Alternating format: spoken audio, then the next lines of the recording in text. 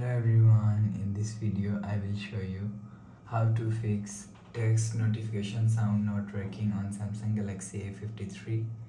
Let's start the video. First of all, restart device. Just click and hold side power button and click on this restart icon. Again tap on this restart icon, you will see your phone is restart. After restarting, enter phone pin. You will see your problem is solved. But if it not solved, if you want to fix this problem, so click on settings app. Now in setting, scroll down and click on apps. After click on apps, scroll down and search messages app from here.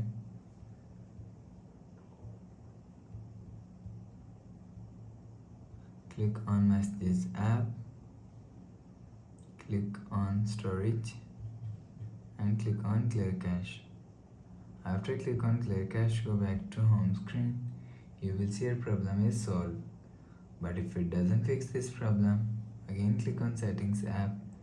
Now in setting, scroll down to and click on software update. Click on download and install. You will check your software update is latest. If it not latest, update your software latest. After update software latest, go back to home screen. So please subscribe for more new latest videos. Thanks for watching.